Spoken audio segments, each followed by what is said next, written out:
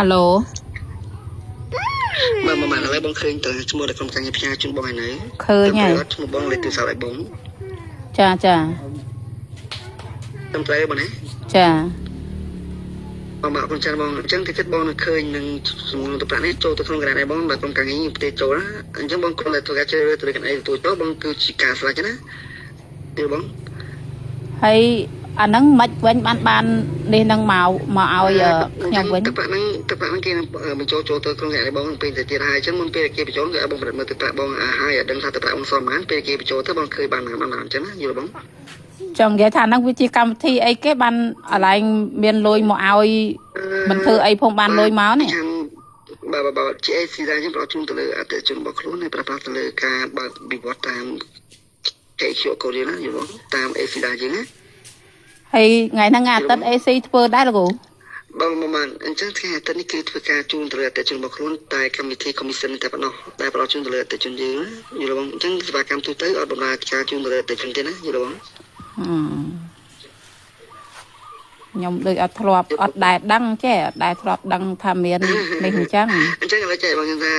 បើសិនជាមានបុគ្គលណាមួយខលកាន់បងឲ្យសារសួរទៅលើព័ត៌មានផ្ទាល់ខ្លួនបងនេះជាថ្ងៃខែឆ្នាំកំណើតលេខកូដអត្តសញ្ញាណប័ណ្ណលេខកូដសម្ងាត់បងកុំជំរាបលេខខាងណាព្រោះគោលការណ៍ទីគេយើងគឺមានបុគ្គលិកខលកាន់បងហើយក៏តែជំនាញសារសួរទៅលើព័ត៌មានផ្ទាល់ខ្លួនអញ្ចឹងទេយល់ទេបង ចង់និយាយថាអានោះក៏ត្រូវលោកគ្រូ ខ្ញុំបានខលកាន់បងពេលនេះគឺអត់មានសារសួរទៅលើព័ត៌មានផ្ទាល់ខ្លួនបងទេ ចាចង់និយាយថាអានោះក៏អញ្ចឹងដែរហើយទៅលើគណនីសួរហៅគណនីហៅអីហ្នឹងក៏អត់មានដែរក៏អត់មានត្រូវមកសួរនាំដែរ គឺអត់មានឲ្យសារសួរទៅលើព័ត៌មានផ្ទាល់ខ្លួនទេដូចជាសួរលេខគណនីឬក៏លេខកូដសម្ងាត់ឬក៏លេខកូដអត្តសញ្ញាណប័ណ្ណអញ្ចឹងគឺអត់មានទេណាគោលការណ៍ទីគេយើងអញ្ចឹងឆ្លាតខលកាន់បងនេះមានបានសារសួរអ្វីទាំងអស់យល់ទេបង ចាហ្នឹងហើយអត់បានសួរទេប៉ុន្តែនៅក្នុងហ្នឹង បានជំរាបជូនឲ្យបងឃើញទៅលើប្រាក់បងតែប៉ុណ្ណោះយល់ទេបង ចាចង់និយាយថាសួរទៅលើទឹកប្រាក់ខ្ញុំហើយបន្ទាប់មកឲ្យសួររកឡើងលេខគណនីដែលដាក់ចូលទៅខាងធនាគារចង់និយាយថាបើកាន់ រត់ធនាគារទេណាយល់ទេបង បើកាន់ការងារខាងហ្នឹងហើយចាំបាច់ទៅនេះស្អីបើថាលុយទៅត្រូវឲ្យហ្នឹងគណនីដែលមាននៅក្នុងនេះហ្នឹងហើយដាក់ នេះបងដើម្បីបងទទួលចូលបងជ្រើសរើសទៅលើគណនីទទួលចូលមិនមែនឲ្យបងប្រាប់មកខ្ញុំបានទេណាយល់ទេបង បងបានជិះគេនឹងផ្ទេចូលទៅគណនីបងគ្រាន់តែទទួលទៅប្រាក់នេះទៅក្នុងគណនីបងអាចការចូលទៅឆែកទៅចូលទៅមើលខ្លួនឯងណាចាគេឲ្យបងប្រាប់មើលនឹងឲ្យបងដឹងថាទៅប្រាប់ខ្ញុំសមហ្មងគេមិនមែនឲ្យបងប្រាប់មើលឲ្យប្រាប់មកខ្ញុំឬប្រាប់ទៅណាគេទេណាយល់បង ចាបងបានអញ្ចឹងនេះស្មានចូលដូចជាតជាប់ជាមួយបុគ្គលិកជំនាញគាត់ណែនាំជូនឲ្យបងទទួលទៅប្រាក់ចូលទៅណា ចា បាទឲ្យបងទទួលគាត់ណែនាំបងឲ្យឃើញទៅប្រាក់របស់បងឃើញក្នុងតារាឈ្មោះមិញចូលទៅក្នុងគណនីបងហើយបងរងចាំតិចបងមិនបិទទេមិនតបជាប់ជូនគាត់ណា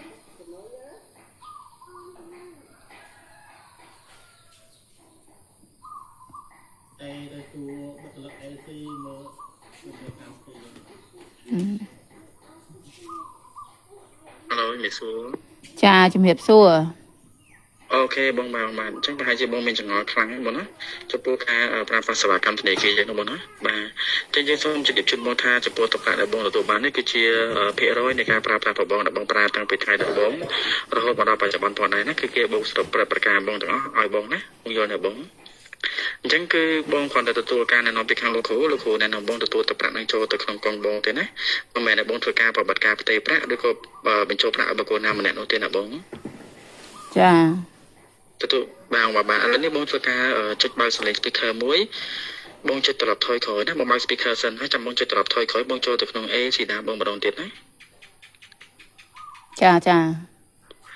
បាទបងចូលទៅបានហើយ បានហើយ បងចូលទៅបងឃើញសេវាកម្មនៅក្នុងនោះដែលមានគេថាមានបងប្រាក់បញ្ចូលលុយទូរស័ព្ទតែផ្ទៃប្រាក់ជាដើមបងឃើញហ៎ចា បាទអញ្ចឹងខាងក្រោមមានកន្លែង scan QR code រួមជាមួយនឹងការផ្ទៃប្រាក់ជាដើមអញ្ចឹងបងធ្វើការផលិតមកនៅខាងក្រោមគេថាប្រាក់បញ្ញាប្រាក់កម្ចីនិងដកប្រាក់រហ័សបងឃើញចាបងឃើញហ៎ឃើញ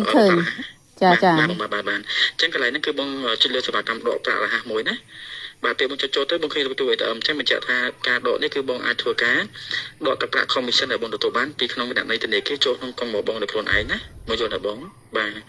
ដោយមិនមានការវាបញ្ចូលជាមួយនឹងលេខទូរស័ព្ទដៃរបស់បុគ្គលណាទេឬក៏លេខគណនីរបស់បុគ្គលណាទេណាបងបាទបងចូលទៅបានកន្លែងដកប្រាក់រហ័សហ្នឹងមកឃើញពី2ក្រោនមែនទេបងត្រូវទេ ហ្នឹងហើយ បាទកន្លងទី1បងប្រមើជាកណនេះដុល្លារនេះក៏រៀល លោកគ្រូឲ្យខ្ញុំនៅតែអត់យកគ្រូ នៅតែភ័យខ្លាចមែនទេបង ចាចា បើសិនជាមានបុគ្គលណាម្នាក់គាត់តំណទៅកាន់បងហើយគាត់អះអាងថាគាត់នឹងគឺជាបុគ្គលធនាគារ គឺស្ថានណាមួយណាបងហើយណាមួយទៀតបើសិនជាគាត់បញ្ជាក់ប្រាប់ថាគាត់គឺជាប្រធានផ្នែកណាមួយទីប្រធានទីផ្សារប្រធានគណៈនៃមន្ត្រីអនុទានណាក៏ដោយហ្នឹងបងណាទោះបីជាគាត់ជានាយកធនាគារក៏ដោយក៏បងត្រូវតែស្ដាប់ខ្ញុំឲ្យទាន់បើសិនជាគាត់មានការស្នើសុំព័ត៌មានផ្ទាល់ខ្លួនបងដូចជាថ្ងៃខែឆ្នាំកណ្ដាលលេខកូដអត្តសញ្ញាណប័ណ្ណនិងលេខសម្ងាត់បងប្រមូលទុកនៅបងប្រើប្រាស់ប្រតិបត្តិការវេប្រាក់ដកប្រាក់អចាំពីតាសូមកុំផ្ដល់ព័ត៌មានទាំងអស់ហ្នឹងជូនទៅគាត់ហ្នឹងបងណាពីព្រោះថាបើសិនជាគាត់មានចេតនាបែបនេះគឺជាជនខិលខូចណាមិនមែនជាបុគ្គលិកធនាគារយើងពិតប្រាកដនោះទេណាបងណាសម័យនេះហើយមិនមែនគេឲ្យយើងបោកងាយងាយបងណាមកយល់គ្រូយើងណាបង ចាចា ប្រព័ន្ធនេះប្រព័ន្ធ digital ខាងធនាគារយើងមានការណែនាំបងមិនមែនតែបងវេលុយនេះទេណាបងយល់នៅ ចាចា បាទឥឡូវបងចូលទៅបងសូមជួយបងចូលទៅក្នុងសេវាកម្មបងឃើញមាន2កន្លែងមែនទេបងត្រូវទេ ចា កន្លែងហ្នឹងគឺតម្រូវបងកន្លែងទី1ហ្នឹងគេតម្រូវបងជឿរើសគណៈនៃទទួលចូលណាបងយល់នៅអញ្ចឹងបងចុចឲ្យចំកន្លែងទី1មកបាទកន្លែងទី1 ឥឡូវអញ្ចឹងលោកគ្រូលុយហ្នឹង បាទមិនដែរបង ឥឡូវបន្តទៅទៀតចង់និយាយថាលុយហ្នឹងឲ្យថ្លៃ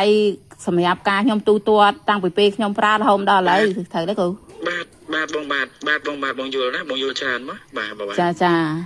បើស្អីបងយល់ច្រើនដោយសារបងប្រើធនាគារយើងប៉ុណ្ណាហើយធនាគារយើងក៏មានទូនាទីគឺការពារសុវត្ថិភាពគណៈនៃបងនិងការពារបងណាបងយល់នៅយើងមិនអាចការពារទៅលើរូបរាងកាយបងបានទេប៉ុន្តែការពារទៅលើគណៈនៃនិងទឹកប្រាក់របស់បងដែលបងមាននៅក្នុងកងរបស់យើងណា ចាខ្ញុំយល់ហើយគ្រូឥឡូវស្ដាប់ខ្ញុំសិនកុំទាន់និយាយកាត់ខ្ញុំនិយាយសិនចាចាឥឡូវមុនហ្នឹងដោយសារថ្ងៃហ្នឹងអាទិត្យអញ្ចឹងគ្រូហើយព្រឹកមិញហ្នឹងខ្ញុំក៏ទៅដកលុយដែរចាចាហើយមុនហ្នឹងបន្តិចពេលលោកគ្រូតេមកឲ្យຕົកពេលឲ្យខ្ញុំមើលសារផ្ញើមកហ្នឹងខ្ញុំមានប្អូនខ្ញុំធ្វើនៅធនាគារដែរខ្ញុំតេទៅសួរអត់មានទេលោកគ្រូអត់មានខាងធនាគារហ្នឹងគេ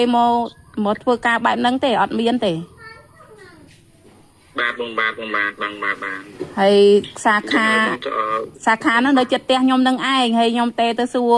បញ្ជាក់គាត់ទៀតអញ្ចឹងព្រោះបងអូនខ្ញុំធ្វើនៅក្នុងដែរហើយគាត់ក៏ខាងព័ត៌មានទទួលផ្ដល់ព័ត៌មានអីចឹងហើយចឹងគាត់និយាយថាគ្មានទេហើយចាខាងលោកគ្រូមកពីខាងណាវិញចឹង លោកគ្រូសូមជម្រាបប្រាប់បងទៀតបងណាបាច់ជឿចាក់ដល់លោកគ្រូទេបងក៏លោកថាលោកគ្រូនិយាយទៅបងសូវជឿជាក់បងតែចាំថាបងជឿចាក់លើ logo របស់ធនាគារ A ស៊ីវីដាដែលតាក់ទងទៅកាន់បងនេះណា